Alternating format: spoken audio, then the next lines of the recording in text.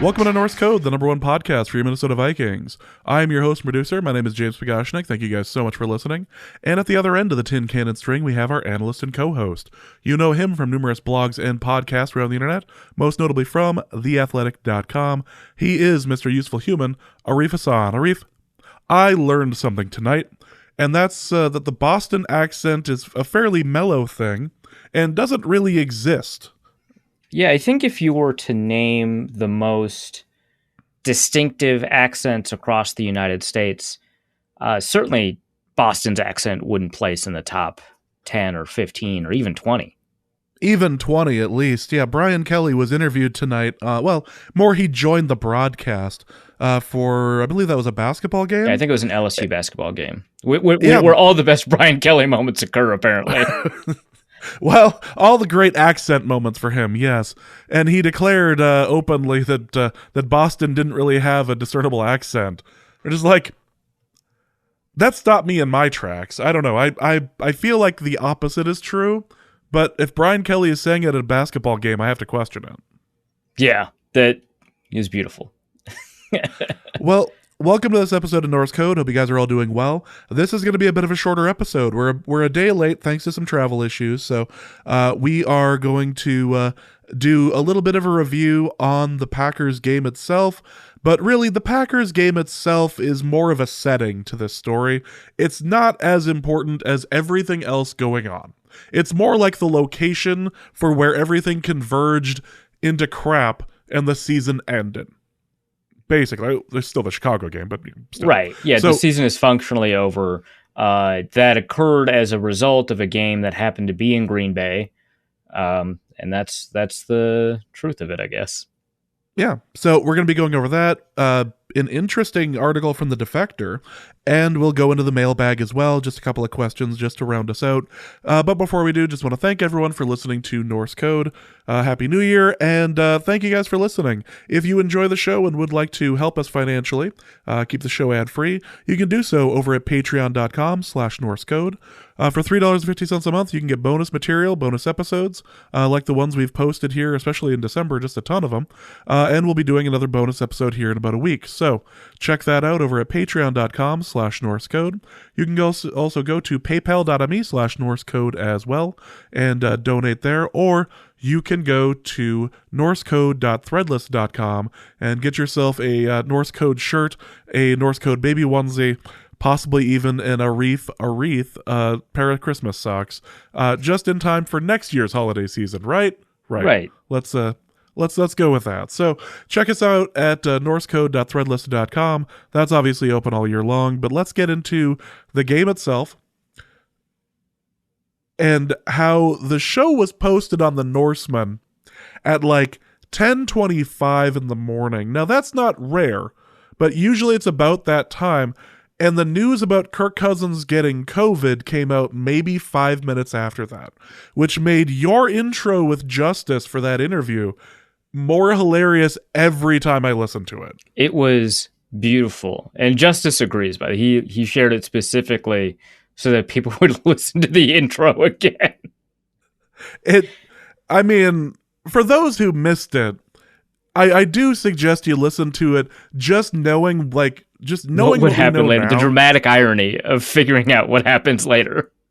It's truly. I think I'd even tweeted out the opening to it. I think I even sent that over to Justice in a tweet. It's like, yeah, this is like an all-time moment in Norse Code history.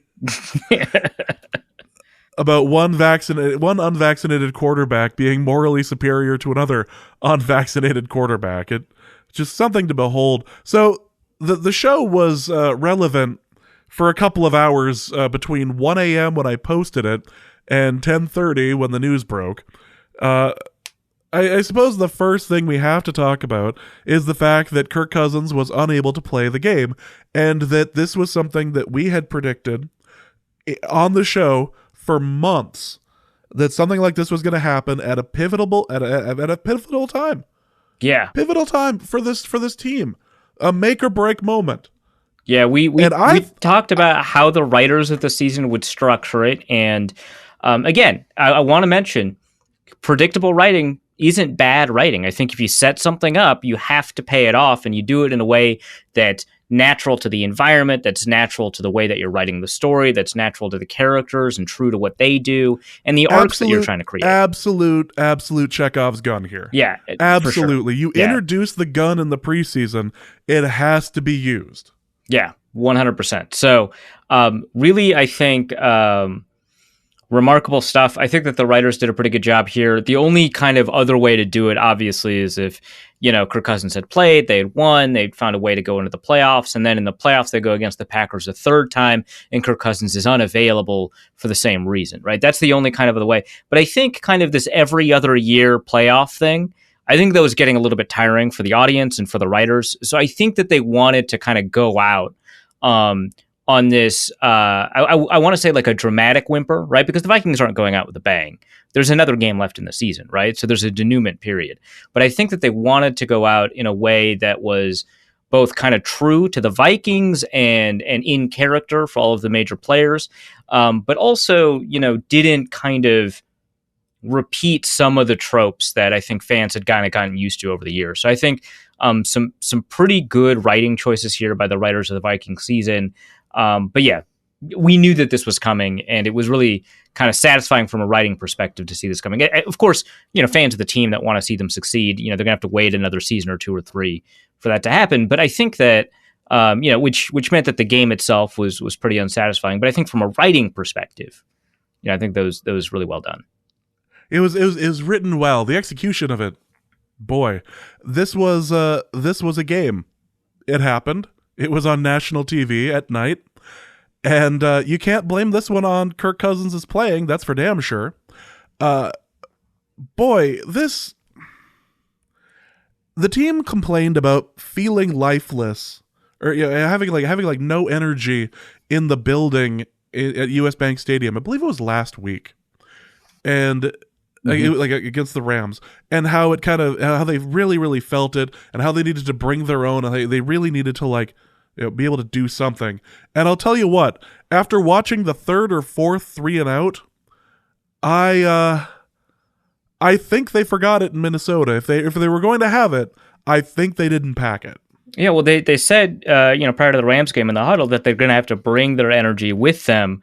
I don't know that they brought it in that game or in the next game. I don't know that they have found their energy. It might be as lost as that old NFL trophy from was it 1969? So that might be kind of the foundation for the next curse, right? Finding your lost energy. The Vikings have never found it. So far, we're 2 weeks into that curse. We'll see how that goes. Of course, your premier Vikings curse reporting podcast will be following that story along.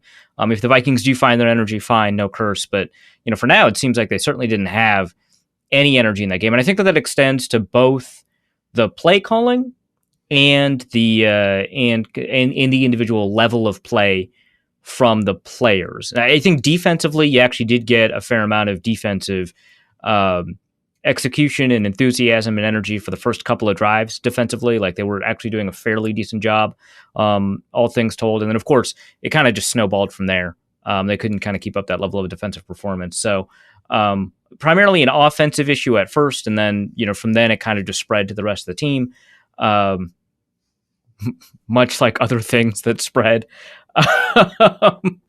And so, it was a stultifying game to watch. It was so difficult to kind of keep watching. It's my job to watch it, and I was having trouble. Sean Mannion came in at quarterback. There was a lot of discussion. This was widely panned. This was widely panned as a terrible decision. Except by Chris Collinsworth, who at one point was asking to unleash Sean Mannion. Set him free. I don't know of a much worse idea that could have... I mean, other than what they did, I don't know of a much worse decision that they could have done. But no, unleashing Sean Mannion was a terrible idea. I don't think that there were a lot of good choices, but Sean Mannion starting, I get the reasoning why, kind of. The idea that the team still had the possibility of making the playoffs, in like in an absolute miracle style like finish. Right. But like they had the ability to do it. They were still technically competitive. Therefore, you bring out the second string, whatever. But it also appears from the presser and the clarification afterwards that Zimmer doesn't appear to think that Kellen Mond is anywhere near ready to be playing. Yeah, the 3 snaps we saw also kind of went into that. So to step back a little bit and kind of just talk about the Sean Mannion, Kellen Mond stuff. So Kellen Mond hadn't been active, I guess, until last week. I thought this was his first week active against Green Bay, but I guess he was active the week prior. The website that I used to kind of check that, which I did check before I tweeted that out, is usually really good about making sure the players are credited for games that they're active in, even if they don't play a snap. But I guess in this instance they missed it. So Mond had been inactive for almost the entire season before then. And so this is kind of an important piece of context for how this goes. So Sean Mannion had only practiced with the team once this week, right? Because he was on the COVID reserve list, a common theme for Vikings quarterbacks, and couldn't practice until Friday. So he hadn't had much first team reps. So presumably, and I think this was the case, Kellen Mond was taking first team reps for the first couple of days of practice. There's not that many days of practice in an NFL week. So you would think then, Mond has a little bit more experience with the first team, but the totality of practice, which the Vikings didn't have Sean Mannion during camp, right? It was Kellen Mond versus Jake Browning, which, by the way, Kellen Mond lost that battle too. So let's, the Sean Mannion has had significantly more overall practice with the second team and a little bit with the first team. There's not that much first team practice for backups in the NFL anyway, but a little bit of practice with the first team, significantly more with the second team, and just more practice executing the game plan in practices, executing the offense that they run. Now, Kellen Mond is primarily on the scout team. He does not take that many reps with the second team, much less the first team, if at all. I would be surprised if before last week he took any reps with the first team. That means he is significantly rustier than Sean Mannion, despite Mannion having missed some practices as a result of being out, and also not having those 2 practices that Mond had in the lead up to the week. And so the amount of experience in that offense that Sean Mannion has is many, many, many times greater than Kellen Mond. So that's one thing I wanted to make clear. The second thing, I think, is that Kellen Mond, in every opportunity I've had to watch him in a Vikings uniform, has been catastrophically bad at quarterback. Like, I don't mean, like, I've seen Sean Mannion in a Vikings uniform several times, both on the field on Sundays, but also in the preseason and in training camp and even in some practices, although you very rarely get to see actual practice occur during the portion open to the media and practices. And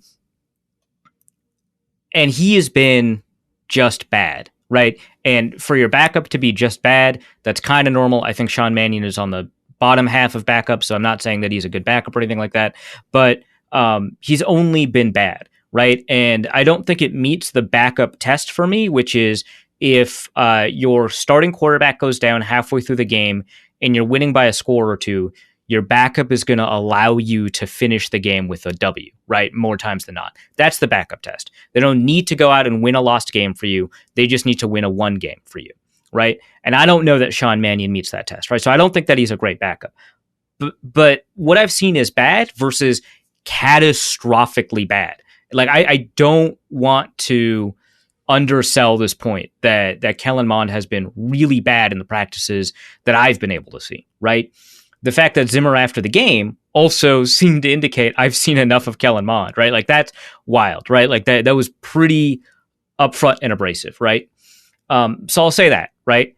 The second thing is I want to acknowledge this, that there is still, despite that, a somewhat reasonable argument, I think. Well, actually, I shouldn't even say somewhat reasonable, a reasonable argument to play Kellen Mond in this game instead of Sean Mannion, which is if the Sean Mannion is so bad that you cannot develop a winning game plan around him, then it makes more sense to introduce uncertainty into the equation, because you could lose by more, right? It is possible that if you put a worse player in, you lose by more. That's not shocking. But if you've got a wider range of outcomes, if they're more likely to make big plays at the cost of some pick sixes or whatever, then you've got more opportunities to potentially win the game. So I get it, right? I talk about this all the time, that underdogs should pursue volatile game plans. They should engage in deep shots a lot more often, for example. They should, if they can, instruct their defenders to go for picks more often, right? If you're a significant underdog, right? And so I think that even though it is more likely that you lose 42-0, it is also more likely that you'll win. It's just, the percentage chance of you winning is low in either circumstance. So go for the edge cases where you might win in a weird game, kind of like, yeah, hey, Joe Webb was bad against Green Bay, but did you see him against Philadelphia? There's a lot of uncertainty and volatility that you can introduce that might mean that if a couple of things go the right way, Antoine Winfield forces a fumble, Jared Allen forces, I think, another fumble in that game, right, that you can kind of capitalize and do some stuff with. Hey, maybe the Packers will drop a pick or something like that, and that'll bounce into your player's hands for a touchdown. But in order for that to happen, you have to throw deep, right? So the volatility has to bounce your way, but you have to introduce it, right? And Sean Mannion theoretically can. So I get the argument. In fact, I sympathize with it most of the time. I think that underdogs should pursue highly volatile strategies. I think Kellen Mond has been, and I don't think the Vikings think this way, by the way. I think most NFL teams don't think this way. So I'm not saying that they had this in mind and dismissed it. So I'm not going to give them the full benefit of the doubt. But I think Kellen Mond had been so bad in practices that this was not really part of the conversation, right? That he might be able to do some stuff and get you out of there. Because after the Vikings started losing by 3 scores, the only reason they ever put Kellen Mond in for 3 plays was because Sean Mannion's hand was cramping, which makes a lot of sense. It's a very dry environment. It's very cold. So, whatever. But yeah, so that is kind of part of it. And then the 3 plays that we saw, I think, are really good evidence of it, because I think a lot of people see, Kellen Mond, who's a much better athlete than any other quarterback on the roster, right, for sure, and has a stronger arm probably than anyone else on the roster. They think that he's the type of quarterback to produce big plays, but historically he's not. Texas A&M didn't have that many big plays. He's a very conservative quarterback from the perspective of producing big plays. Now, he'll challenge tight windows, so from that perspective he can be aggressive, but he really doesn't throw it deep. He didn't really throw it deep at Texas A&M in any of his years. His final year at Texas A&M, he actually did have a pretty good third down conversion rate, but his first 2 years, they were really bad in terms of third down conversions. And he would throw it intermediate a lot. He'd throw it short a fair amount as well. And so you're not getting a guy who is predisposed to big plays anyway. So I don't know that was on the table.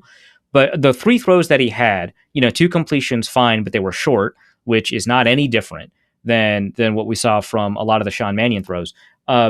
The other one was a pick 6, and I cannot emphasize this enough. The fact that it was dropped should not change your evaluation of what happened there. There's a reason that the PFF grade for Sean Mannion is like 72. It's like a little bit below average, right? And Kellen Mond is like 29, right? It's like Garrett Bradbury's worst days. Like, that's what his grade was. And it's because he threw a pick 6. It is not any credit to Kellen Mond that the linebacker dropped it, right? You can't have these kinds of catastrophic timing issues if you're a starting quarterback in the NFL, or if you're going to be playing quarterback for an NFL team, right? And so what little we saw confirms all of these other priors that we have, right? That Kellen Mond isn't taking reps with the first or second team in practices, that he couldn't beat out Jake Browning in camp, that he was so bad that the Vikings signed Sean Mannion. I'm not going to say sight unseen, but without any understanding of his level of play after he got cut by the Seahawks. It was so bad that they couldn't help but think about Nate Stanley in a competition with Kellen Mond. Like, that's how bad he'd been playing, right? And as to his athleticism, I wrote this in my scouting report. I actually, a couple of weeks later, I was talking to somebody he just asked me for an update on Kellen Mond. I was like, I'm not very confident, but he's a rookie, right? And in that context, it doesn't really matter for this conversation because he's about to play a game as a rookie. But I wasn't too negative because I thought, he's a rookie, things might happen down the road. But I thought that he had been playing very poorly and he wasn't really doing a lot. And then he asked me specifically about Kellen Mond's mobility and athleticism, and I'm like, well, yeah, he's like fast, but you don't really see it a lot, right? Like, he doesn't, when he scrambles, he's not getting away from people. And the guy said, I've been following Kellen Mond since high school, right? Like I've just been moving around beats a little bit, but I just happen to have been able to follow him since high school through Texas A&M and whatever. And Kellen Mond's issue is that he is essentially a sprinter.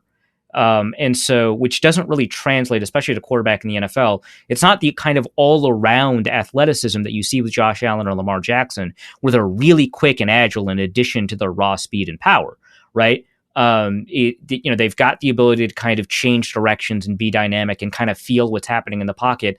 And Mond really just has straight line speed, which can be useful for like a wide receiver, but is very, very difficult to harness as a quarterback if you don't have all these other athletic traits. So I don't know that we would have seen those traits in this Vikings game, because that actually kind of matches what I had seen in college and in the preseason. So it really does kind of match the idea that he might not be able to create these kinds of big plays outside of maybe, designed runs, which maybe the Vikings should have put in for the couple of plays that Kellen Mond was in there. But if you don't have an offensive line that's used to blocking that, you're not going to get that. The second thing I want to say, so that was the first thing. That was a pretty big bit. Sorry. The second thing I want to say is that I don't think Mannion played as poorly as everyone says he did. He played poorly. There's no question about that. I think that he played a little bit better. Like I watched it back again, and there are a lot of times where Mannion has a deep shot available to him that he doesn't take. That's true. There are a lot of times when the play call is so conservative that he can't help but throw short of the sticks. That's true too. There are some times where I thought he maybe made the wrong read, but he didn't put the ball in harm's way, right? So that's one. But two, his best plays were all taken away from him until the fourth quarter, the 30-yarder to KJ Osborne, right? His best plays were all taken away from him. The 24-yarder to Tyler Conklin that turned into a 12-yarder because the Packers challenging and reversing the ruling. The other 24-yarder to Tyler Conklin that was taken away because the Christian Darrisaw penalty. I think kind of nails throw to CJ Ham on fourth down. That was a defensive hit and or a drop, depending on how you chart it. Pro Football Focus does not chart that as a drop. They actually do chart two drops for Sean Mannion, neither of which are relevant here because there was the tap pass to Justin Jefferson that's counted as a drop. And that plays no part in my evaluation of Mannion. Like that doesn't count as a completion or an incompletion. That's just a running play that gets counted as a pass. And another drop to Alexander Madison in the 2-minute drill in the fourth quarter, which I don't care about. I didn't watch that back again. So that's not part of the evaluation either. But he had plays taken away from him in the form of, defensive penalty or offensive penalties or uncalled defensive penalties. Again, another throw to Tyler Conklin, which you might wonder why he's throwing to Tyler Conklin so often. Justin Jefferson was getting doubled, right? There are instances where he should have trusted Jefferson and thrown it to him, and that's just a product of not really being comfortable with who Jefferson is because he doesn't have that much practice with him. But there were a lot of instances where Jefferson was getting doubled, and at least one instance I saw where he was getting tripled. I think not intentionally, just by the nature of the offense versus the defense that was called.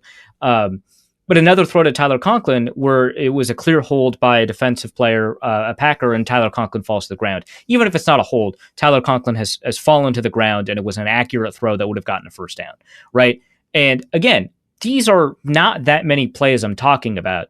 He didn't have that many good plays, but the ones he did have were taken away. And so now we're left with a highlight reel of just these really either boring plays that get you like 4 yards or these bad plays, right? And I want to say, like, his bad plays were not catastrophic. His good plays were taken away.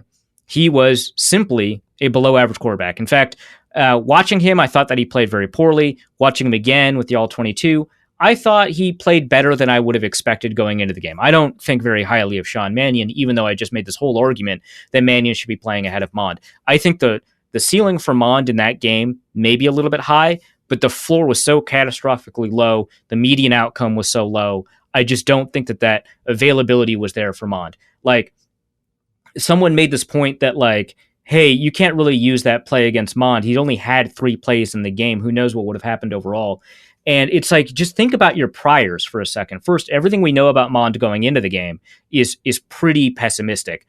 But beyond that, what are the odds that a good quarterback in that game throws a pick six in their first 3 passes, right? Like, the odds are not zero. Good quarterbacks throw pick sixes. You pointed out like a couple of pick sixes that Kirk Cousins threw, which great. But if you take a 3-game sample of Kirk, how often do you find yourself with him having thrown a 3-play sample, with him having thrown a pick six, right? It's not that often. So what's the likelihood, right, that a good quarterback does that versus a bad quarterback? And the likelihood, I think, is fairly low, right? It's a small sample. That's true. But the fact that these are the only samples that we get is by itself a little bit telling. And also the fact that our first exposure to him is also telling. It's kind of like when of course I'm going to reference Jeremy Lin because I was like insane about him. But when Jeremy Lin broke onto the scene, his first like 7 starts were nutso, right? Now he did end up having a flaw in his game. He couldn't drive to the left or something like that, very Trubisky-ish. But there was a problem in terms of kind of evaluating what likelihood it was that he was playing at a really high level because he was a really great player, or he's playing at a high level because of variance and he was merely a good player, or if he was just an average or below average player and he was just playing at a really high level because of randomness, right? And the problem is there's a difference between your first exposure of a guy and a random streak in the middle of a season, right? And so you can't really compare the two. Here, your first exposure of a guy is that he completes 2 passes, neither of which convert, which, you know, Sean Mannion didn't convert a lot of first downs either. But then the third pass, which would have ended the Vikings game way sooner, right? So, yeah, I don't think that the Vikings made the wrong decision here. The second argument people are making is like, hey, this is either an indictment of the front office because they didn't evaluate correctly, or this is an indictment on the coaching staff because they didn't develop correctly. And I get it, but like, people's brains are broken on the concept of a rookie quarterback. If you're not drafted in the first round as a rookie quarterback, you're probably going to be really bad. The example that people get, like, I know that like Russell Wilson and Dak Prescott have like distorted people's understanding of 3rd and 4th round pick quarterbacks, but like, that's not just the comparison sample. People this year are talking about Davis Mills, right? Davis Mills has been playing pretty well at the back half of the game, back half of the season. But the first game Davis Mills played in was awful. He threw 2 picks. I think one of them was dropped, one of them wasn't. And he had a 44% completion rate. He was truly bad. And he was the backup quarterback. He actually got to take reps. Mond didn't.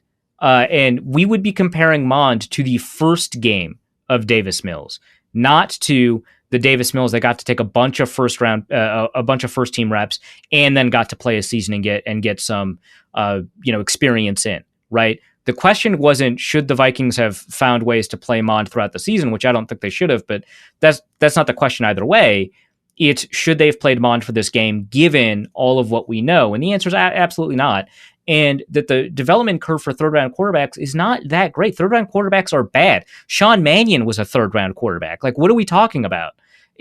Most 3rd-round quarterbacks do not bear out as even backup quality guys. Like, a lot of the backups that you see are either randomly dispersed throughout the draft or former first-round picks. Like, that's kind of where you're at, right? There's a lot of undrafted backups because there's a lot more undrafted players that end up on NFL teams. And so you look at backups, you're going to see a lot more undrafted guys than you thought because 3rd-round picks are not so much qualitatively better, and because there's so many more undrafted guys to be able to get that shot in the first place. It's a numbers game in 2 different ways. But if you're a good quarterback or a good prospect, there's a really good likelihood that you're just going to get drafted in the first 2 rounds.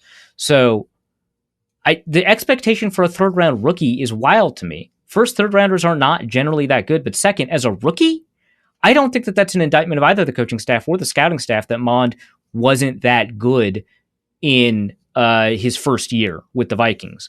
That's very normal. Now, if he continues to not be good, and there's all kinds of indictments you can make about the coaching staff and the scouting staff enough that they're probably gone, right? Then that would be an indictment of those 2 groups. But I don't think like, oh, your 3rd-round rookie quarterback isn't ready to play in a game. Wow, you must really suck at this. Yeah, that might be true if it's a 3rd-round guard, which we can talk about. But sadly, yes. Right. But it's not really true of especially a guard that was like supposed to be ready to play. And like, Chaz Surratt's a 3rd-round linebacker that's not ready to play because he was a quarterback in college. Fine. But like a quarterback, way different. Quarterbacks get drafted so high. So that's the rant there.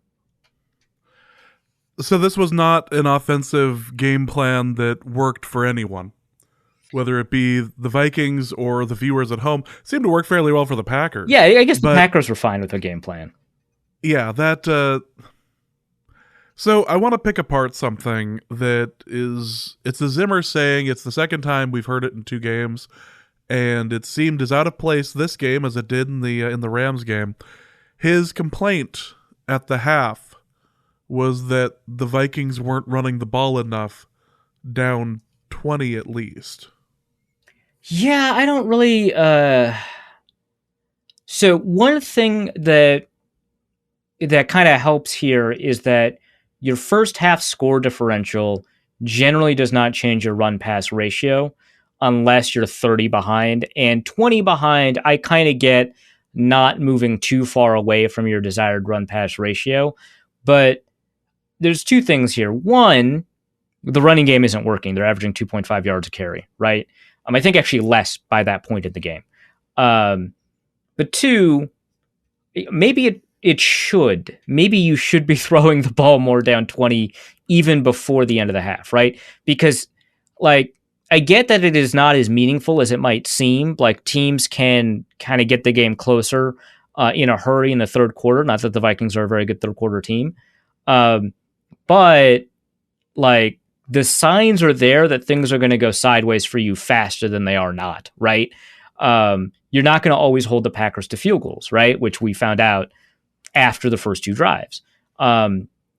So yeah, that didn't make a ton of sense. Plus, if you take a look at it, I think play by play, there's not a lot of individual plays where it makes sense to run the ball, right? Because if you're at 3rd and 20, actually they did run the ball on 3rd and 20. That weird example.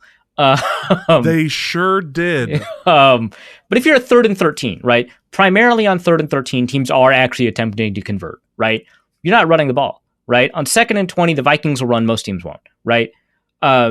Maybe on one of the first, like on the sack, right, that they took the 5-yard sack, maybe that should have been a running, but there's not many plays that you can point to where you say they should run the ball. They should have pretended to run the ball way more. There were, I think, 6 play-action dropbacks in the game, one of which, of course, was taken away by penalty, so it doesn't count in the PFF stats. But there were 6 play-action dropbacks in the game, and there were 3 bootleg rollouts in the game. Now, of the 6 play-action dropbacks, one of them occurred late in the fourth quarter, so I'm not going to count it, so let's say there were 5. 3 play-action bootleg rollouts. Those were Sean Mannion's best plays of the game. And maybe you could say one of the other play actions was a bootleg, but it got short-circuited by the fact that it was a sack. The footwork, I think, is not a bootleg footwork, so probably not, but that's, you could maybe make the argument. They were his best plays. They just happened to be taken away. The first one was the first down to Tyler Conklin for 12 yards that could have been 24 had it not been for the backers challenge. The second one was the Tyler Conklin one that went for 24 yards that got taken away because of penalty. And the third one was the one on 4th and 3 to CJ Ham that hit Ham in the hands that just happened to get batted away by a Packers defender that I thought was actually a pretty good throw. Plus, you had other open players on all 3 of those plays that Mannion could have thrown to. And arguably, I don't think Sean Mannion should make that throw, but on the 4th and 3 one, there was a throw that I think most quarterbacks should make. It's just Sean Mannion's arm strength is pitiful. But like Kirk Cousins, there's a throw that you'd want to make back across your body to Justin Jefferson. He was kind of open on a crosser, right? And that's a good throw. Although the backside post, well, it's not a post, but the backside dig of a bootleg, you don't see a ton. That's one that I would want Kirk Cousins to make. That's not one that I'd want Sean Mannion to make. But you had other players open, and then they just go away from the bootleg. And if they're going away from the bootleg because play action isn't working, I get it. But they continue to do a couple of play action passes, right? If they're going to go away from play action because there's no credible threat of the run, then they should also stop running the ball, and they don't stop running the ball. So I don't think they should have run the ball more. That's nuts to me. I think Luke Braun just published a piece saying that they should have run the ball more. Sorry, Luke, the piece does not actually do that much in terms of providing the argument that they should have, and I think you're wrong. But just another drive-by shooting of Luke Braun. But they should have pretended to run the ball more because those play-action bootlegs were working. They were working. Do it. It was frustrating to watch. I think frustrating is the best word that's not profanity that one can use to describe the offensive side and really the defensive side of the ball too. Because on the defensive side, well, actually, you know what? I'm going to hold off on defense for just a moment because we have to do a Zubruder-esque breakdown of the finest catch of the game. And you know exactly the one I'm talking about. The one where I believe it was the longest play of the game too for the Vikings. Is it the Osborne one? No, we were not talking about Osborne. Oh, it was the longest play of the game through the first 3 quarters. Yes. Beautiful. That. Sean Mannion was getting Tyler Conklin killed on that one, by the way. Oh, absolutely. Yeah. There used to be a thing back when it was much more legal to just kill a man in the middle of the field. Yeah, hospital balls. Yeah, exactly. Like you'd rarely see that in the first 2 quarters unless your quarterback was terrible, because that was just the sort of thing that they did. But you used to be able to throw the ball in the middle of the field, and the defender would just murder him, and it's like, oh my god, really? Mm-hmm. And Conklin, for the record, totally legal hit, but like in that cold, yeah. Even if he like had the ball in his like, even if that hadn't have popped up into the air, that thing was going on there. Like, there's no way. No, you could run that play 100 times out of 100. There's no way he keeps the ball in his hands. Yeah, my God. But Garrett Bradbury, the savior of the team. 3 NFL catches in his career. I thought it was 2. It turns out 2 regular season catches, 1 postseason catch. Boy. We should see the fear in the eyes of those corners. Right. The fear in there, because he had already broken out to them. They were going to have to make the move. Yeah, that's right. Like, yeah, he was already there. Yeah. It's like, how do you take him down? Do you go low? Do you go high? I don't want this to turn into a come on man piggyback ride. Like, how do you take him down? Yeah, this is something that the Vikings should seriously investigate. I already tweeted at Madden to fix Garrett Bradbury's catch and spec catch ratings. His catch rating, I believe, is 56, which is also his jersey number. And his spec catch rating, I believe, is the lowest that they'll have in Madden, which is 40. That's obviously not true. So, yeah, so that's... I think that if Garrett Bradbury continues to play poorly, which actually I don't really recall how he played in the game because I was paying a little bit more attention to the pass blocking of CJ Ham and Tyler Conklin, both of whom were doing a very poor job as pass protectors. I'm sorry to say that, James. Hey, CJ Ham tweeted out a dad joke today. I would walk into fire for that. You would. And I don't know, maybe you should, right? Like, maybe you're right. Like, he rules, right? But I'm just saying, as a pass protector, he was not astounding. So, well, if you're gonna call out, you better start calling out people who were astounding then, because I'm expecting crickets. Well, you are gonna love the answer to who was the highest graded offensive lineman in pass protection. Oh my God, who? Oli Udoh. Boy, if that's not an indictment of this game and this offensive line, I don't know what is. Yeah, so it looks like Garrett Bradbury had the second worst pass blocking grade of anybody, the worst, of course, being CJ Ham. So the worst of any offensive lineman, which means that he's now had 2 good games and 3 bad games since coming back. No, I guess it's 2 good and 2 bad. I don't know. For Pro Football Focus, it's 3 bad, 2 good. For me, it's 2 good, 3 bad. In that order, because I thought against Detroit he was fine, and I thought against Pittsburgh he was great, and against Chicago he was whatever, but PFF gave him a higher grade in that game. Anyway, so it looks like Garrett Bradbury's resurgence is fake, and that he is not actually good anymore, despite having come back from a benching with a bunch of introspection, in which case probably should be considered a tight end. Maybe just make him a tight end. In high school, I guess that he played tight end. The one thing that's interesting to me is I think that the person, I'm trying to look at the eligibility rules because I want to be confident, but I think that you can have an eligible center. And please correct me if I'm wrong. I'm not going to do any more research than I just did for 5 seconds. But you can. So all that matters is that you have 5 players on the field that are not eligible. That's all that matters for the rules, which is why you get stuff like the swinging gate formation. That's why you get that weird Colts special teams play. They can be anywhere except they have to be on the line of scrimmage, right? And they have to be wearing an ineligible number, right? And so you can bring Blake Brandel out there, declare 56 eligible, and then snap the ball. And I wonder if there's a rule about who snaps the ball, but I think not. Snap the ball. There is, actually. The center cannot... A quick Google of this declares that the center cannot declare as an eligible receiver while also being the player who snaps the ball and being unable to line up in a permissible way.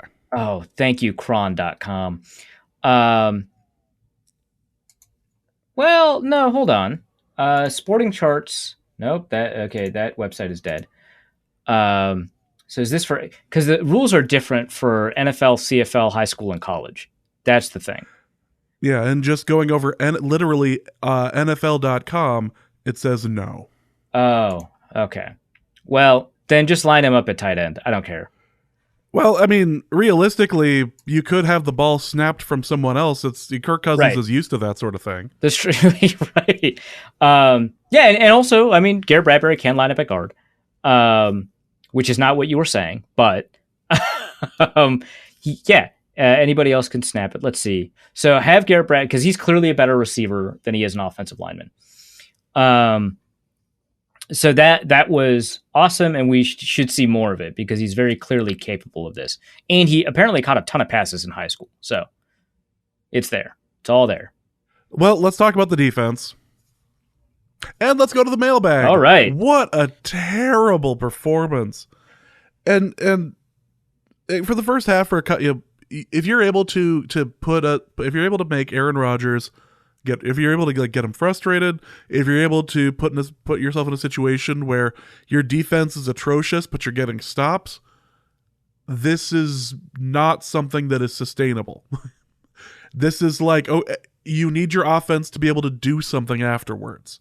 If you get them to stop at 3 points, great. Your offense has to be out there to get a touchdown. That's how it works against Rodgers, unless you're the Saints, in which case all bets are off from that Week 1 game. Right. But if you are in a position where you get Rodgers to stop and they have to kick, fantastic. Your offense has to show up. That's absolutely the opposite of what happened for the offense. And this team did the whole bend not break enough times where eventually it just broke. It actually broke. Yeah. I don't even know where to start. So Mackenzie Alexander was signed up to play at corner this game. No, he was a safety, wasn't he? No, Mackenzie Alexander played corner. He did play corner. Well, on paper he played corner. Arif, what happened? He got burned, toast. The Vikings decided not to have Patrick Peterson follow Davante Adams until the beginning of the third quarter.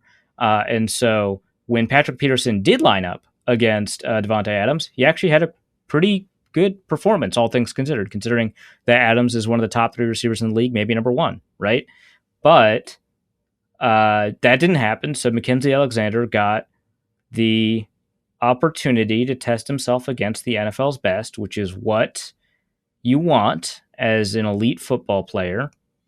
And he got tested, and he failed his test a lot, many times. It was bad. In fact, in the first quarter, I was watching a replay, and my only thought was, why is Patrick Peterson on the other side of the field on this? Why is he nowhere near Davante Adams? Like, I know Vikings fans have trolled Packers fans for the last couple of years about how Davante Adams is not the best receiver in the league, blah blah blah. That doesn't mean you put Mackenzie Alexander on him. Like, you don't believe your own press. Right, yeah, exactly. Yeah. That's...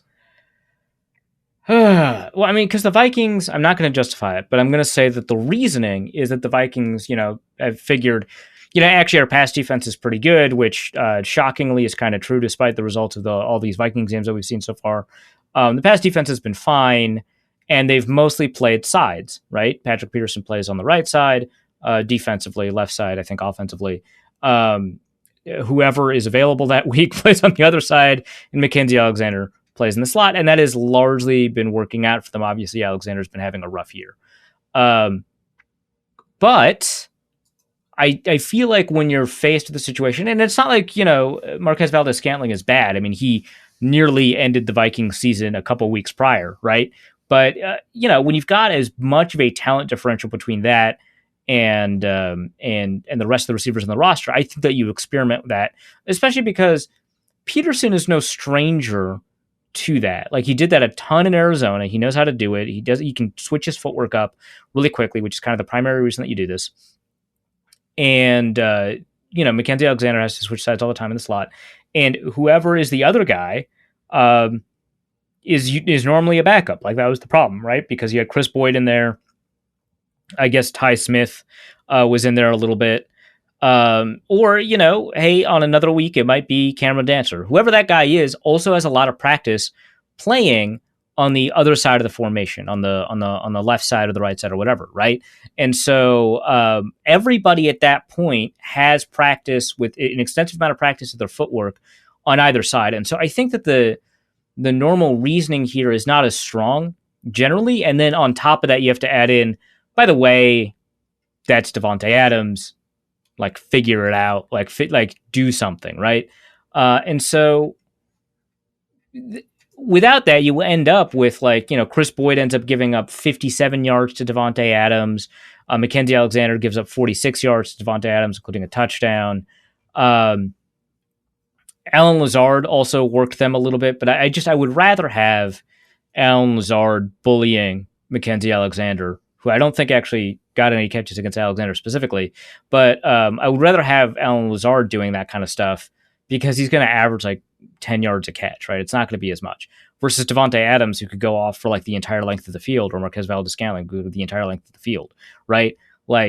That's the issue. And so there was some pretty poor game planning defensively, but again, there were moments that the defense had and the offense did not have a moment, right? We're talking about a bad defense versus an awful offense, right? I thought Anthony Barr played lights out, which was kind of wild.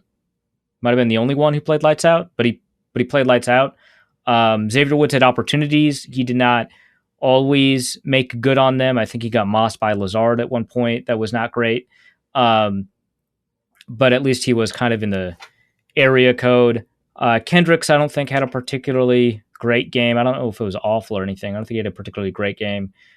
Had a pretty bad missed tackle, if I remember correctly. Harrison Smith was fine. Didn't actually see him get tested in coverage all that often, so great. But the cornerback group just got toasted. Just toasted. I was gonna ask if anyone actually played particularly well. I know Eric Kendricks did not. Yeah, I thought Anthony Barr played really well. Dalvin Tomlinson, it would have been nice to see a lot more out of. Let me check his PFF grade real quick, see what they have to say about him. But I thought Tomlinson had one or two moments, but the rest of the game for him was pretty bad. Good Lord, Ty Smith has the highest defensive grade. That's an indictment. Brother. Also, what does that say about Harrison Hand that Ty Smith keeps on? Ty Smith? Who is that? I guess they're not as impressed with Anthony Barr as I was, but Dalvin Tomlinson also got a really bad grade from PFF. So on that note, we're on the same page. The third worst defender, the second worst starter behind Blake Lynch, which Blake Lynch.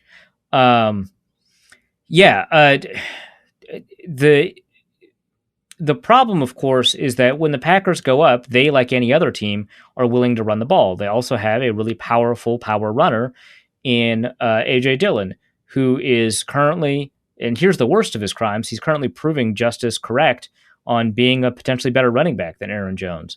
And I would not love for Justice's takes to be correct, so I would like him to stop that. But for that to happen in the Vikings game, the Vikings defense needs to step up, and they missed so many tackles. Or if they didn't miss tackles, which looks like the percentage of tackles they missed was indeed high, according to PFF. They got dragged along for the ride on the tackles that they were making, still allowing 3 or 4 yards. Like, if you're just getting outstrength, that's like one thing. Like AJ Dillon has these like thighs from God, right? Like that's going to happen if you're like Xavier Woods. But like if you're Eric Kendricks, I know that like Eric Kendricks is not coming out of college. He was not a run first guy. He was a coverage first guy, and he kind of added to his game over time, and he became a better run defender. But he never ended up having, as much strength as some of these like Dante Hightower or Anthony Barr, right? And Anthony Barr is not that strong for his size, but he's like 250 pounds, so he's going to have a little bit more stopping power. I like Eric Kendricks should be able to stop AJ Dillon one-on-one because that's his job. That's what he's getting paid for, right? Dalvin Tomlinson should be able to stop AJ Dillon one-on-one. He weighs an AJ Dillon plus an Aaron Jones, right? Like he should just have that stopping power. Same with Armon Watts, who is not as big as Dalvin Tomlinson. I think he is outweighed by Tomlinson by like about 30 pounds, right? But he should be able to stop. And even in instances where the defensive linemen were able to get off their blocks, which primarily they weren't, like I think Sheldon Richardson did a fine job getting off his blocks. That's about it. And he's playing end, so he's not seeing Dillon as much, right? But even when they do get off their blocks, they're just not in an opportunity, or they're not making their tackles. They're getting dragged along for the ride.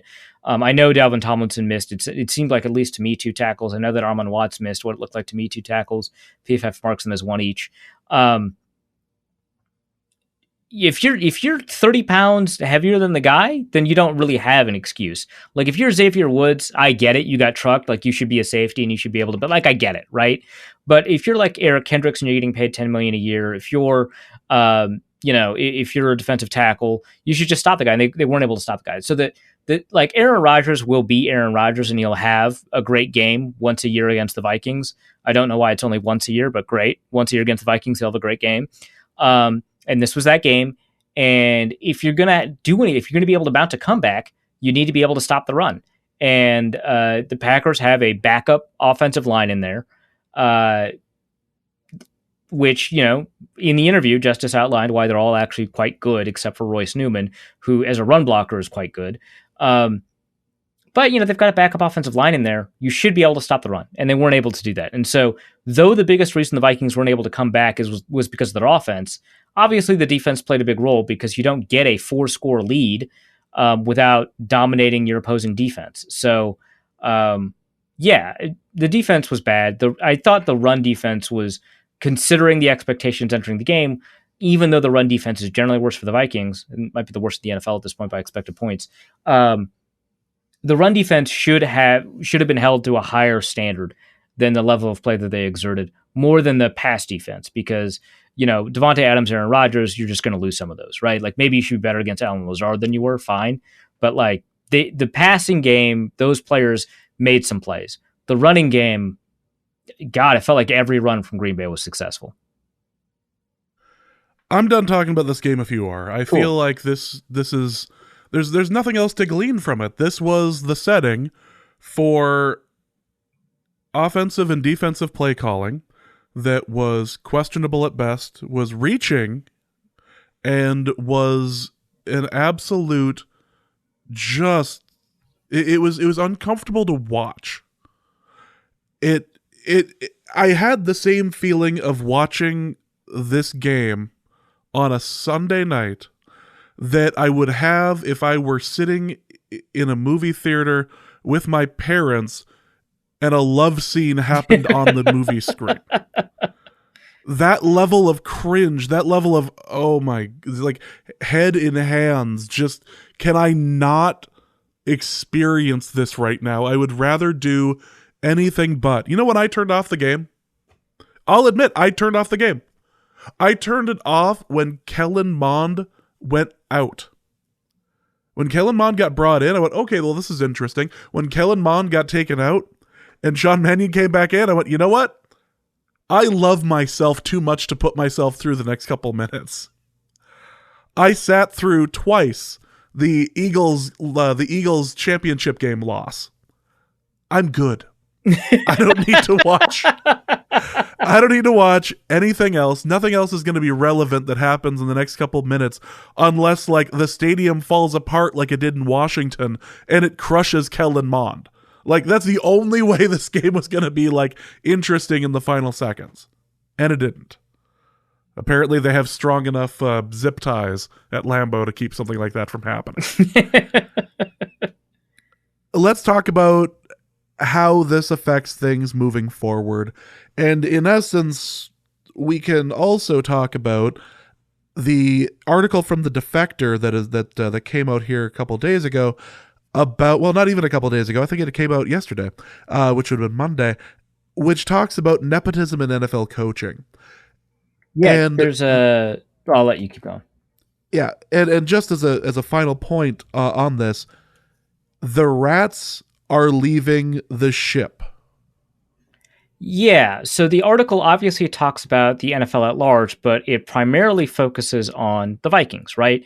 The article talks about, well, it looked like 3 sources to me. They have a source A and a source B and then another source within the team, which is interesting because a lot of people that are responding to Kaylin Kaler tweeting out this article, she's the one who wrote it, are saying, oh, an anonymous source. And it's like, well, it's 3 sources. I don't know about that. Because it's like source A, source B, and then like a player, I think, plus another player or two who kind of push back against the narrative. It primarily looks at Clint Kubiak, Adam Zimmer. It briefly mentions AC Patterson. And then it also talks about kind of the NFL's at-large problem with nepotism. This, I think, is important primarily because of what James said, because there's a canary in the coal mine. They're throwing each other under the bus. They're pointing fingers. They're distancing themselves and protecting themselves. And that only happens in a scenario where everyone feels like they're about to lose their jobs. The last time it felt like it was possible that Mike Zimmer lost his job, this wasn't happening, right? This was back in 2019, right before the Saints playoff game. That wasn't happening. This is much more significant. Now, we're all very confident that Mike Zimmer's going to lose his job at the end of the season, but it kind of adds on to that pile. Now, there's people who have responded like, Adam Zimmer's qualified. He's got a ring. He worked, I think, for 8 years without Zimmer, right? It's not as if Adam Zimmer is like Clint Kubiak in the same way, because I believe Clint Kubiak, outside of 1 year, I think with the Jets, maybe I'll double check that, has been with Gary Kubiak. Adam Zimmer has spent time without Zimmer, right? So since 2013, he's been with Zimmer, but he was with the Saints from 2006 to 2009. He was with the Chiefs from 2010 to 2012, all without Zimmer. And of course, in 2009, he won a Super Bowl as the assistant linebackers coach. Now, I don't think that actually means anything. If you're an assistant linebackers coach, I don't think that gives you as much credibility if you win a Super Bowl or not, right? But okay, so Gary Kubiak or Clint Kubiak has been outside of Gary Kubiak, but like very briefly, like 2015, he was the Kansas wide receivers coach, and he was the Texas A&M quality control assistant in 2010, 2011. I don't think so. I think as soon as Clint Kubiak was qualified enough to be a position coach in the NFL, he ended up becoming one for Gary Kubiak. So it's pretty close. Whereas Adam Zimmer had some other opportunities. Either way, he gets his foot in the door because his last name is Zimmer and because his last name is Kubiak.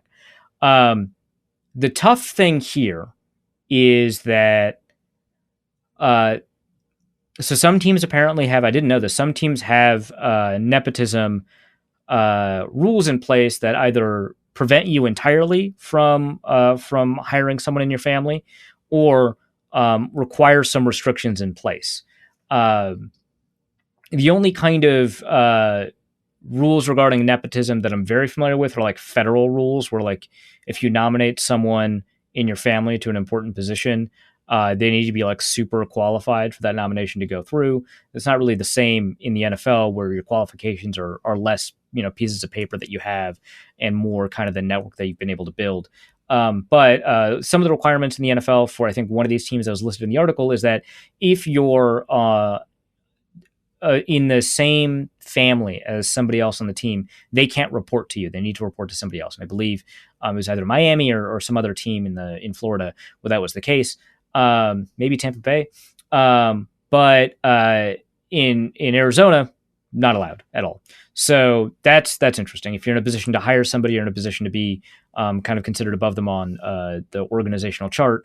They can't employ someone who works with you. So that's not true for most NFL teams. The tough thing here, of course, is that these are like these people are people who have more exposure to football than anyone else, and so they become more qualified.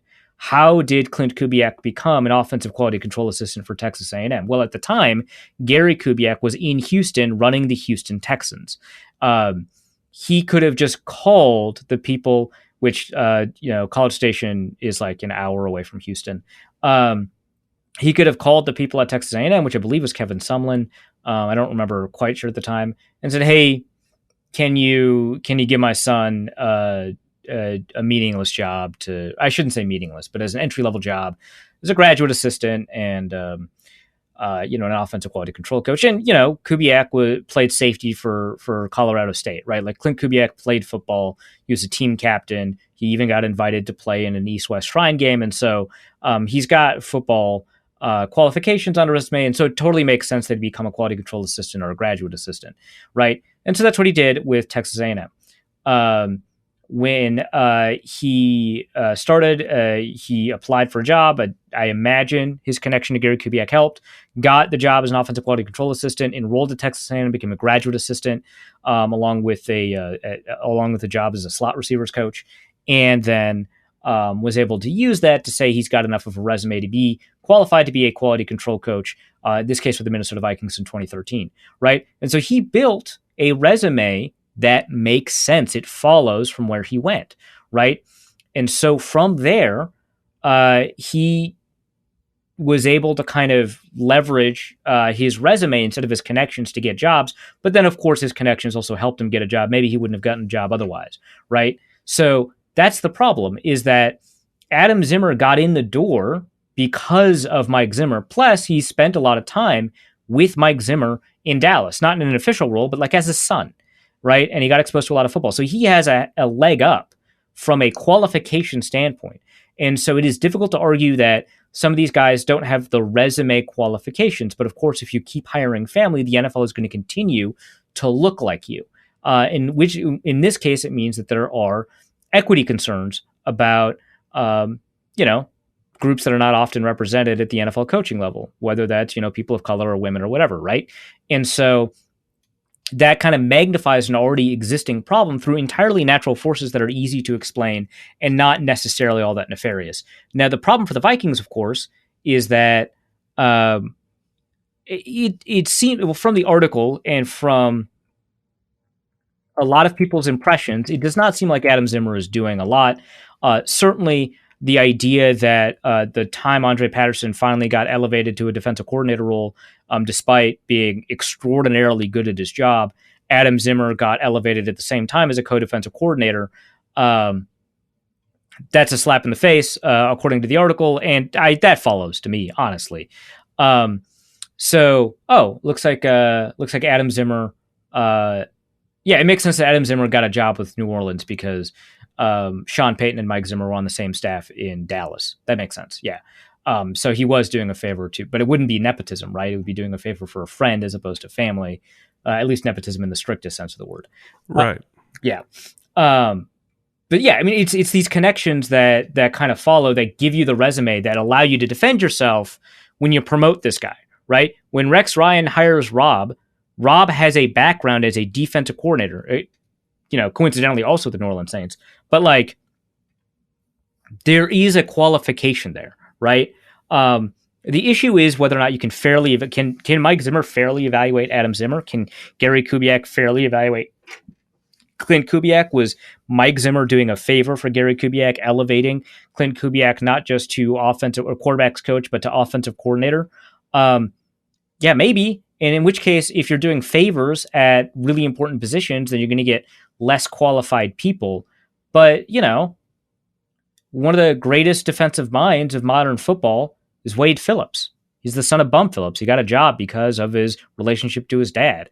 One of the most important offensive minds right now is Kyle Shanahan, right? Like, son of Mike Shanahan. Like, it's not that complicated to see how some of the Scott Turner is turning his like career around. He's actually been credited for some like good stuff on the offensive side. The son of North Turner, right? Like, some of the best coaches. Sean McVay is the son of John McVay, right? Like, no, I guess he's the son of Tim McVay. I think his uncle is John McVay. Some of the best coaches are related to people who have been in the NFL. Like, it's tough to overcome that. It's both a problem of opportunity and a problem of direct hiring. It's not just the problem of direct hiring, because they are hiring people who are qualified. It is the qualifications process, it's the pipeline that matters more. And I wish the article kind of focused on that more. But this article then goes into saying that a lot of defensive problems and a lot of offensive problems are related to the fact that these people were kind of shuttled through a pipeline. And at some point, you don't check their actual qualifications. You only check their paper qualifications, right? You don't see if they're good at their job. You see if you can defend the existence of their job to a panel if need be, right? And that's the problem.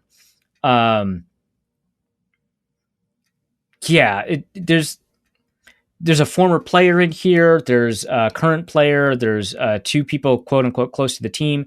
There's a number of sources in here that are fairly critical of Adam Zimmer. I shouldn't say, well, some of Adam Zimmer, but mostly of Adam Zimmer's hiring and position on the team. I don't know. It's a problem. It's a big story within the context of the Vikings specifically. There are alternate perspectives to consider, but it is very relevant to kind of the current Vikings hiring cycle. And again, this sort of thing wouldn't be coming out if news on Zimmer was going to be good. This is very much, like, we've used the word indictment a couple of times already this show. This is where this is going. If you had any hope or any belief, and from Zimmer's resigned size, I think he sees the writing on the wall just as everybody else does. This is coming. And the only question is if Spielman's going with him. Yeah, and it sounds like more and more that is more of a question. I was very confident even a couple of weeks ago that Spielman would be going with him. There's just more and more kind of noise and movement towards the idea that Spielman's not. Mind you, that doesn't necessarily mean that Spielman will remain the general manager. It could be like a John Elway situation where they just kind of promote him, give him fewer responsibilities, and give him more money, and just kind of like a thank you for your service. We're really good friends now sort of thing. And so he might not be the GM anymore, but more and more there seems to be noise. Unattributed, treat these more as rumors than as reporting. That Spielman might find a way to stay with the Vikings organization. Could be as a general manager, might not be, but that Mike Zimmer is almost certainly headed out. Yeah, it's something. Well, let's go to the mailbag. It's a shorter mailbag, but it is still it still has a number of important questions, such as the first one from Raul, who asks, first off, has Zimmer watched Ted Lasso? Everyone knows that when you're a heavy underdog, you must roll out trick plays, also known as elaborate set pieces. Does this point to a lack of creativity on offense? I mean, the idea of Zimmer watching Ted Lasso, that's like amazing. Far-fetched. No way. I think, even just using your example here as for rolling out trick plays, I'm much more confident he's seen The Water Boy than Ted Lasso. Right, exactly. Yeah. Like, look at the Mud Bowl, for instance. The game at the end of the game. Like, yeah, that's you do something. You roll out trick plays, or you do something interesting, something different when you're down that far. I think the Vikings' menu of trick plays is primarily either on special teams, like a punt protector running it, which, hey, maybe do that. Well, you only do that if you see a look you like, but I mean, it's the Packers special teams have not been, killing it, right? No, I believe atrocious. Yeah. I believe Justice has actually referred to them as a war crime. Yeah. It's ironic for Justice, a known war criminal, to say that. We've discussed this in previous episodes. Justice is a war criminal. We just feel a bit, I would say, a bit worse about it now that he has COVID, but like, right, a bit. Do you really feel worse about it? Right. Like, look, if Justice goes down due to COVID, I'll be sad. But lest it not be forgotten, he is a war criminal. So that aside, probably do some of that. But I think a lot of the trick plays are probably near the red zone, which, the Vikings were not tourists very often. Like, they did not visit the red zone all that much against Green Bay, if at all? ? Well, they did end up scoring, but like, early in the game. So, I think that's where most of the Vikings trick plays are from. They ran a tap pass, which is sort of like a trick play. It's not quite one, but if you're going to play action, you might as well flea flicker, right? Like, just do something. See if you can catch him unawares. Like, you've got Justin Jefferson, and I understand that he was getting doubled and tripled. I talked about it, but on a flea flicker, it's probably 1-on-1, and I know the ball will take 3 years to get there, but I'll trust Justin Jefferson's ball skills against like Eric Stokes for sure. Yeah. Number 2, it seems like Zimmer gives every reason for why the team is not running the ball to his liking, except for the obvious one: the team is not running the ball well. It's striking to me that this team fails at something it emphasizes. Is this a talent, coaching, or scheme issue? If this is a talent issue, is the Bradbury pick the single biggest miss of the Zimmer era? If we exclude stuff like Jeff Gladney, right? The single biggest miss. Well, it's not Anthony Barr that he signed a second contract. It's not Teddy because his knee blew up. It has to be first. I think it's Laquan Treadwell, honestly. Like, I think who is now on a 6-game 50 receiving yard streak, but he was legitimately bad. I think Garrett Bradbury has played better than Laquan Treadwell, and I don't think it's fair to compare them 1-to-1. Like, it wouldn't be fair to say Garrett Bradbury plays a bunch of games Laquan Treadwell didn't, for the Vikings, because receiver is a much more fungible position than center. And so if you're starting a guy at center, you're probably going to start him for a while. It's going to take a bit to kind of move that up and move on from that. It's much more likely that a receiver that's not learning is going to take a little bit of time. Whereas a center, you want to get them kind of maybe in as early as possible. So it's not fair to compare them 1-to-1, but I do think that Bradbury in a Vikings uniform has played better than Laquan Treadwell. Bradbury is not great, right? But he's played a lot better, I think, than Laquan Treadwell.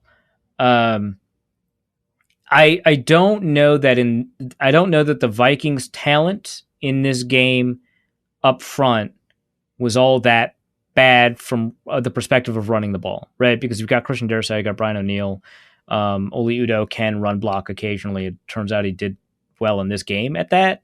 And Ezra Cleveland has had more good games than bad this year. And so you got Garrett Bradbury, who is a much better run blocker than he is a pass protector. So there's talent in terms of the capability to block and run the ball. Plus, Dalvin Cook has been good when he's not been hurt, and I don't think he's hurt. So it's not a talent issue. I think they just weren't as prepared, which sounds like a coaching issue, right? Because I don't think it's a scheme issue. They've been able to run the ball well, and they've been able to run the ball well against the Packers. So I think it's a coaching issue. I think that they didn't prepare them for this game. Bradbury is probably number 2 in terms of biggest misses if we're talking about first-round picks of the Zimmer era, unless you want to talk about Sam Bradford, but at least he played well for a year. There is that. Yeah. But yeah, well, I think it's Bradbury. Let's go to Joey, who has a somewhat similar question.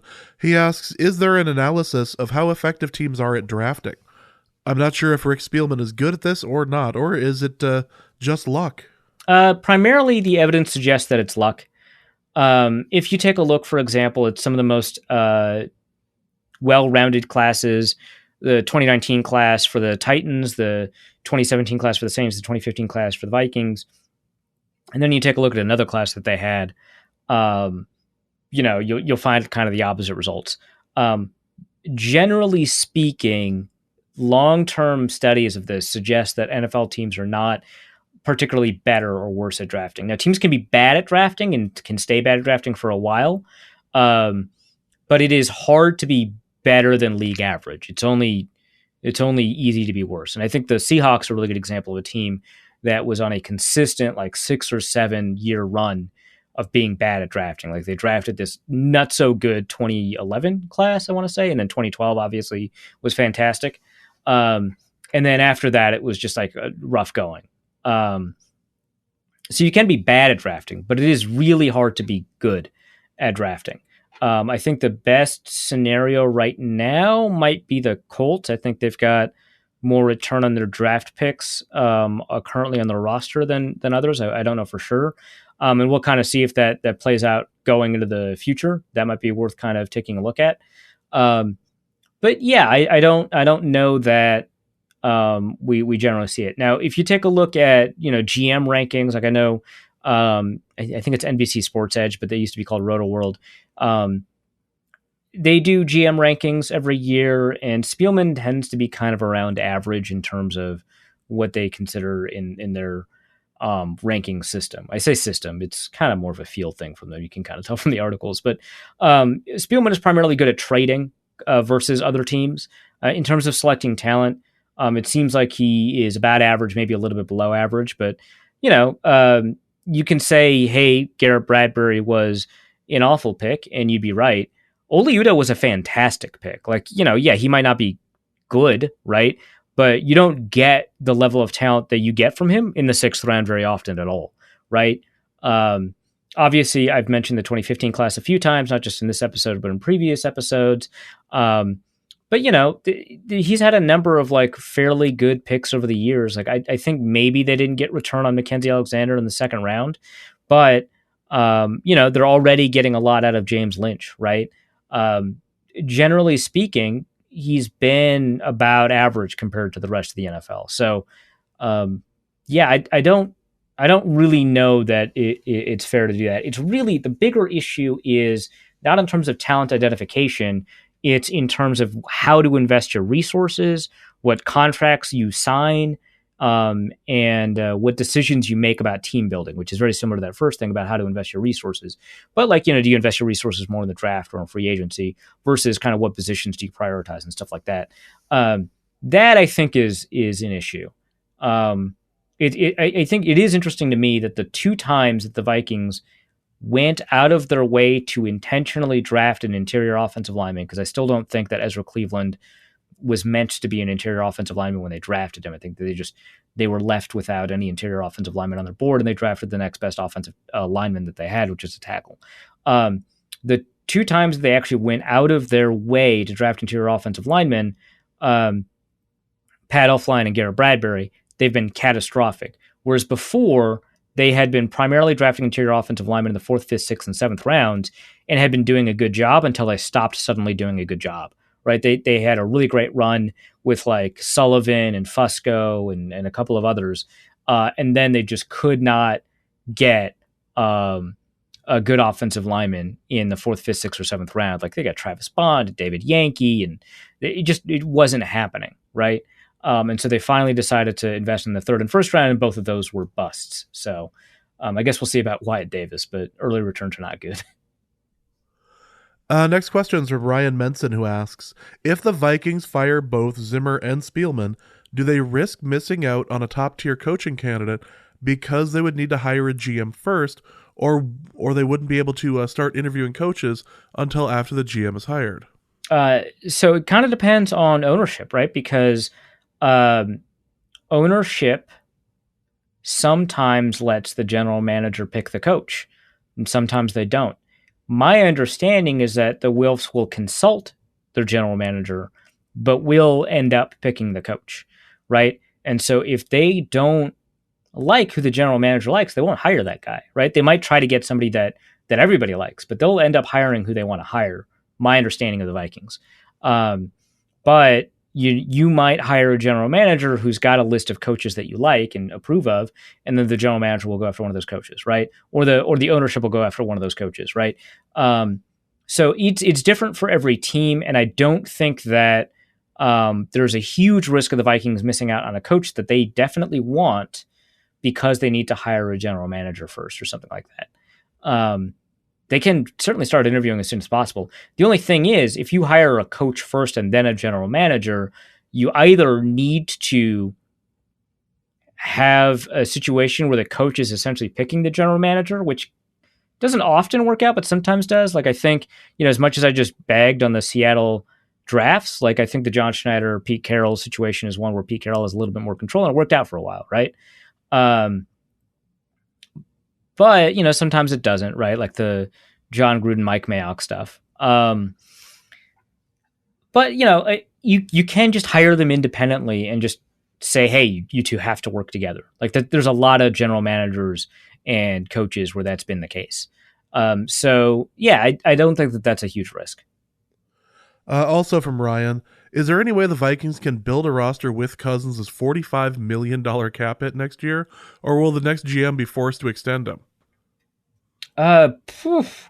It depends on if you can trade him. I'll talk about that in the next question, but primarily, I think that you can build a roster around Cousins' $45 million cap hit.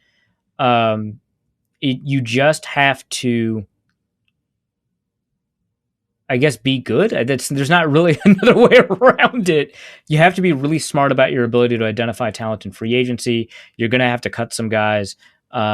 You might have to extend different people, right? Which might be worse overall, because if you have 5 contracts that you extend that you can't get out of, that you need to get out of, that's worse than 1, right? But you can restructure some contracts so that they hit in the second and third year of their contracts as opposed to in 2022. So you can structure your contract so that they get a bunch of bonus money now, and the big hits come in 2023 and 2024, and build around the fact that there's a $45 million, essentially a hole in your roster.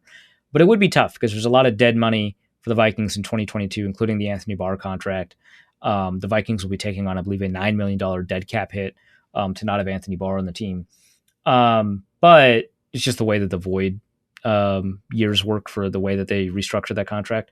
But I do think it's possible. It's just really tough. You have to, do some tightrope stuff. And I think it is really unlikely. Yeah, I think unlikely is the best way to put that. Kyle Williams says, in a hypothetical world, is there any situation where the Vikings would trade Cousins for anything less than a first-round pick? Yeah, and then Kyle Williams clarifies, picks only. You can't throw in players, right? So, yes. I think that the only way that happens, so I reached out to Jason Fitzgerald at Over the Cap about this. I think it's a good question. And I was like, I can't figure out Cousins' trade value because, there's only 1 year left on his contract. He's not elite, right? He's just very good. And it's a pretty hefty contract because he's going to take the 4th or 5th most cap space of any quarterback in the NFL next year. So the next team is going to have to extend him. And so that's going to be part of the cost that they'll incorporate. And so they'll offer less. And so he said, well, the comparison here is probably Alex Smith, who had a 1 year left on his contract, but cost significantly less and went for a 3rd round pick and a player like Fuller, I think. And so that's like a 3 and a 4 or a 3 and a 5, depending on how you value Fuller. And so you might be able to get Cousins just for a 3rd round pick and then some. And I don't think because he's a better quarterback than Alex Smith, but he's not. But his cap hit is bigger. And I think that he's probably worth a little bit more than that on the open market. So I guess I'd kind of disagree with Fitzgerald there. But the primary question I had was, well, okay, so if we take a look at something like Sam Bradford, who, by the way, only met or exceeded 11% of the salary cap in 2 of his years in the NFL, which was both times for the Rams. When the Rams traded him to the Eagles, the Rams took on part of his contract. When the Eagles traded him to the Vikings, not only did he have 2 years, instead of 1 year left on his contract, he had 2 years, but the Eagles also took on some of the cap hit. So the Vikings only had $7 million of cap space to take on in 2016 when they traded for him. Because I was thinking about that when I was talking to him, and I was like, well, this is interesting because he never actually cost a team that much. So what's going on there? I thought that Sam Bradford, who, there was a deadline motivated reason to escalate that to a 1st round pick, like it was right before the season. But, Sam Bradford's not a terrible comparison because at the time in my head, he cost a lot of money, because the whole meme about Sam Bradford is that he was just incredible at taking money. which is true. It just the cap hits never materialized because it always showed up as dead cap for the previous team. He wasn't as good as Matt Flynn, but he was good. Yeah, not quite Matt Flynn. Non-quarterback Hall of Famer Darrelle Revis, not quite there, but pretty good. I meant Hall of Famer in terms of like salary negotiations, but yeah, I guess Darrelle Revis gets to get into the Hall of Fame for real too. But yeah, so if the Vikings take on, like, say, if they offer Cousins a replacement contract that is a 1 year, $45 million contract with a $10 million signing bonus, they would take on $10 million. The other team gets a cost control quarterback for $35 million, playing at a level more commensurate to $35 million than $45 million for sure. And in my head, that would escalate it to maybe a first round pick, but more likely a second round pick. Now, it is entirely possible that the Vikings could do a sign and trade, which I believe never happens in the NFL. Maybe it happened once. It doesn't really happen in the NFL, but that's possible, right? They sign him to a contract on before March 16th or whatever the first day or the third day of the league year is, and create a contract structure that is palatable to another team, and then trade the entire contract, this time without a no trade clause, or with the no trade clause waived for certain teams. And maybe get a first round pick for that. But I can't imagine any team agreeing to that, because why would you give up a first round pick for a contract that you were going to offer anyway? So my guess is the Vikings take on some of that, and then they would have to only take on a second round pick because there's only 1 year left on that contract. So would the Vikings do that? I don't think so, but it is possible. And, the more picks for the Vikings, the better. I think the most ideal scenario here is that the Vikings do that, get a second round pick, and then trade the second round pick for a future first, which they then use to move up for a quarterback in the 2023 draft. Yeah, that's right. Any way we could convince Philly that what they really need is Kirk Cousins? They have an abundance of first round picks. Yeah, I don't think that that's happening. Yeah, but he's just not going to fit in with the horse punchers, I guess. No, he's just doesn't have as much horse punching personality. No, definitely not. Let's go to Damian Barrett, who asks, should the winner of the Hell League automatically get an interview for the upcoming Vikings head coaching job? Also, has there ever been a back-to-back Hall of Fame season? Side note, can we buy a Patreon subscription for Don's wife for Valentine's Day? Oh my God. No reason to do that to Don, to expose Don's wife to all of the questions Don asks about the relationship. First. That's basically like a relationship cheat code, and I don't support it.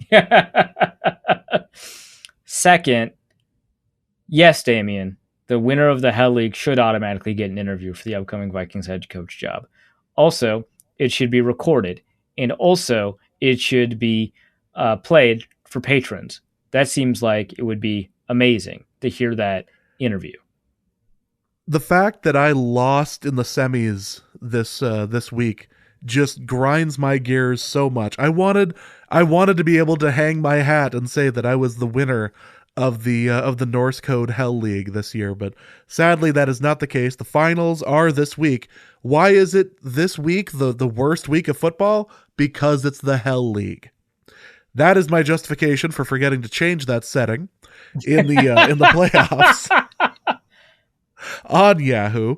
So the Hell League finals are this week between Damien and DJ, my buddy from Detroit, or from Michigan rather. So that is interesting. I believe the 7th seed and the 2nd seed are battling for the championship. So this is just so stupid. This whole league is wonderful. I'm opening it up next year. I've changed my tune. I think the world needs the Hell League, and the Hell League needs you. So we're gonna open this up a bit in the fall. Definitely at least one additional league plus one additional one for the Patreon people. So we'll see. Your Patreon dollars could result in needing therapy, which, I mean, fair. You're already getting bonus episodes, so you're basically getting that anyway. So, but yeah, we'll do something like that. Let's go to Steven, who asks a family question, really. Says, this weekend, my family drove up from Kansas City for a couple of days to subjugate my children to a Minnesota winter before we move up here later this year. As true out-of-towners and needing indoor activities, we opted to go on a stadium tour. Much to my surprise, my daughter asked for a series of Vikings merchandise afterwards, proudly declaring that she is a Vikings fan. Finally, I felt like I was winning against my in-laws, attempting to turn the children into Kansas City fans. Then the game happened later that night. On a scale of 1 to 28, and I love the fact that he chose Adrian Peterson's number here, how bad of a father am I for forcing this life upon them instead of letting them choose? I cannot say 28 because that would be reserved for people who use switches, famously. Right. But pretty high on the scale, right? Like, because it's not just that you've consigned this person to apparently a life of Vikings fandom. It's that there was a viable alternative in Kansas City. Like, it was right there. And you're competing to get your daughter away from Kansas City towards the Vikings. That's wild. That's like gotta be at least a 20, if not a 24 on the scale. That's crazy to me. And you could argue that, it's AFC. It doesn't matter. It's like cheating when you're in Europe. It's there's enough mileage distance there where that sort of thing works. Yeah, this is why the relationship corner has been one of the most well heralded advice corners of the internet. I'm not saying you should. I'm just saying that's where the philosophy of this thing. I would say that falls to the wayside when it's family and you inherently compete, especially like an in-law, right? You inherently compete for the kid's fandom, right? Like then I think the AFC NFC stuff kind of washes away. And you're just trying to get the kid to like one team. That I get it. Well, let's go to Don from Ohio, who asks, who are some GM candidates for the Vikings to choose from? So there's a couple. I'm going to link a piece that goes into a number of them. My inclination, of course, is to try and find, a general manager that comes from a team that is analytically inclined. So, for example, the Browns apparently have quote a hot name, who was interviewed a couple of times in the last cycle, named Kwesi Adofo-Mensah, who's the Browns vice president of football operations. I think the Browns are a well-run team, which is a very weird sentence to say. I think that the issue with the Browns this year, of course, is Baker Mayfield's injury. And maybe he's just not a good quarterback anymore, but I think that his injury is primarily the issue. And obviously the team itself with Stefanski is a run first team, but it's been working for them and they've been getting good players. And it seems like they invest in the offensive line a lot. It seems like they have a way to identify free agent talent. So the Browns make sense, and Kwesi Adofo-Mensah seems to be a good part of that process. So that's something to kind of consider. Does not have a football background, so that's something to kind of keep in mind. But you surround yourself with enough football people, I think that you can kind of resolve that. The Eagles are also a very analytically inclined organization. One person from the Eagles that's listed in this article, Brandon Brown, the Eagles director of player personnel. He played football in college. Apparently has a law degree, a college coaching background. He scouted for the Colts, and he oversees their pro scouting department for Philadelphia. I guess Glenn Cook is also a member of the Browns, vice president of player personnel, former linebacker, and has been part of the player acquisition side for the Browns. So that's something to keep in mind. There's a couple of people from the Bills that are listed here. Malik Boyd, the senior director of pro scouting. The Bills obviously have been pretty successful, so that's something to kind of keep in mind. I'm kind of curious about that. From the Colts, we mentioned that they might actually be a team that could be better than the rest of the league in the draft. Just in case that's true, try to hire some of those guys. Ed Dodds is their assistant general manager. So again, something to kind of keep in mind. There's a bunch of names on here. There's a couple of players. I keep saying players. A couple of people from the Saints. I don't want Jeff Ireland. I don't like him, but that's, there's a couple of people from the Saints on here.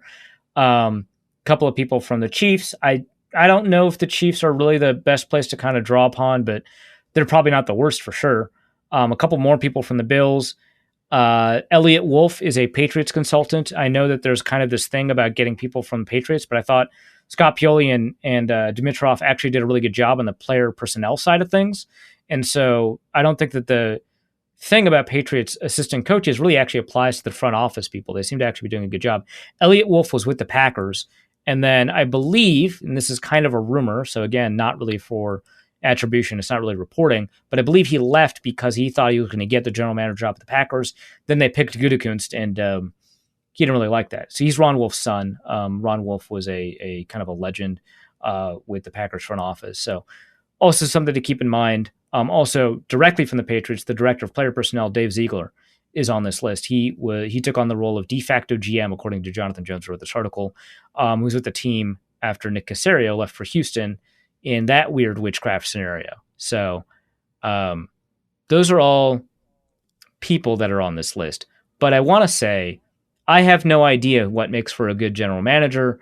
I think that our ability to predict who's going to be a good general manager or a bad general manager is awful. We just don't do a very good job of predicting it. And it's because it relies on a lot of stuff that we just don't have access to in terms of information. And the information that we do get is highly filtered. And so we'll see these like profiles on general managers and general manager candidates that are essentially curated by those people. And so they'll emphasize all these things that, people say are important for general managers to do, and maybe they are, without really going over kind of what the pitfalls might be. It's tough to figure out. It's even tougher than finding out who a good coach is. And I've said a couple of times in the show now, I've got no idea who's going to be a good head coach. Also from Don from Ohio, what's more egregious, Kyle Sloter being cut or the fact that I'm not in Hawaii yet? Both are blessings. Truly. Finally, if the Colts lose on Sunday and you are the Raiders or Chargers, do you contact the other team and make an agreement to play for a tie? Will there be consequences for their actions if they do play for a tie? I think that there would be consequences for their actions if they play for a tie, unless you make it look like a football game.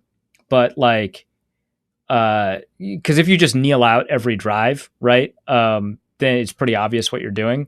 If you finish the game 28-28, boy, that's going to be tougher to prove unless, again, some obvious stuff happens during the game. No, there would definitely be consequences. First, I think it might be against the actual law. I don't know that for a fact, but I feel like it would be. That doesn't always hold up 1-to-1. I'm not really a great predictor of what is or isn't illegal. But I feel like that's against the actual law. I can just view that being quoted on the Twitter account for North Code out of context. Yeah. Yeah. Well, I mean, fair. But the reason why big conspiracy theories are fun but impossible is because of simply because of the large number of people who would have to end up being involved. Right. So you would have to tell Derek Carr, who has incentives in his contract for throwing touchdowns, right, to just not do it, right? You'd have and who has said nothing but nice things about both his former coach and being like, I'll pray for him and everything, right, to the receiver who killed a guy earlier this year. Like, yeah. If anyone's going to be honest to a T, it's going to be him, right? Like, you got Derek Carr there. Yeah, this guy is extremely strict, ethically speaking. It very much seems I'm not saying Marcus Mariota is gonna would be a better option here. I'm just saying he's not Derek Carr. Right. Derek Carr and Kirk Cousins appear to be cut from the same cloth. Yeah, that's true. So it would be pretty hard to convince some of these players and some of these rosters to do something like that. But from the consequences perspective, I think that there's legal consequences. I think that there almost certainly are NFL consequences. You would see people suspended from the league. Like, you cannot mess with money, especially now that sports gambling is legal. You can't mess with money. And so you would see people lose their jobs, banned from the sport. It would look like gambling, even though it's not. So you probably don't get kind of the Ted Karras treatment was it Ted or Alex? One of them's the son. One of them was banned for a while. Should have also banned Paul Hornung if we're kind of, keeping it 100% honest. But you're not going to get the gambling treatment, but it's match fixing. Like the NFL is not going to be okay with that. But also, no way do these teams agree to it. There are incentives and contracts. There's, if you win, you're in anyway. So obviously, a tie would secure their capability of making it in the case where the Colts lose to. By the way, this scenario requires Jacksonville to beat the Colts, right? Like that's the scenario, which they've done in Jacksonville before. Yeah. It's not something that I would consider likely. Yeah, the Vikings beat the Packers this year too, James.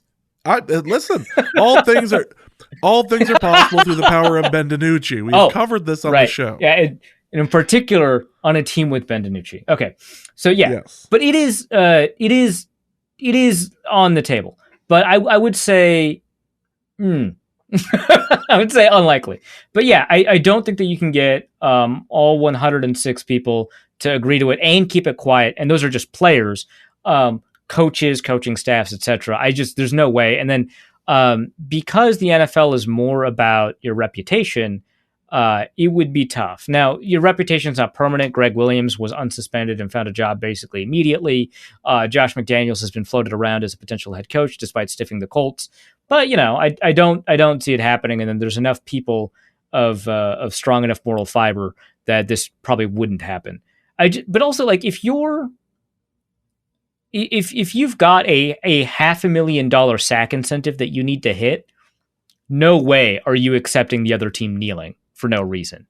Like, absolutely, you're blowing by Alex Leatherwood, whoever, and trying to plaster Derek Carr. Yeah. Yep, there's no way that works.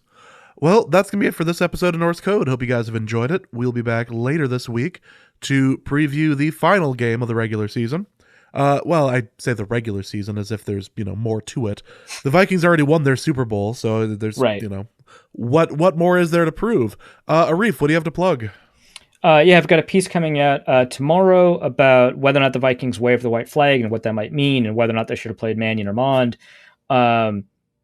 which I detailed in a lot earlier in the episode, but there's more. There's numbers and stuff, so you can find that at The Athletic. And then that Kirk Cousins piece I was teasing, we've pushed that, so that's going to be later, kind of after the season in retrospective. And then there's also another piece coming later this week that I already know what it's about, but I don't want to spoil it. Over at The Athletic, you can find all of that at theathletic.com/author/Arif-Hassan, or follow me on Twitter at ArifHassanNFL. All right, that's going to be it for this episode of Norse Code. Hope you guys enjoyed it. We'll be back later this week. So for Arif, my name is James. Thank you guys so much for listening.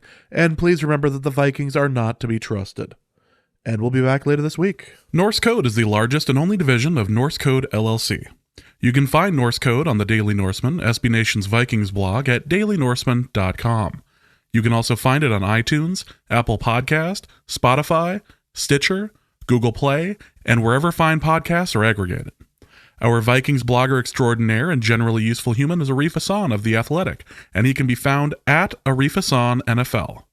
I am your producer and host, and my name is James Pagashnik.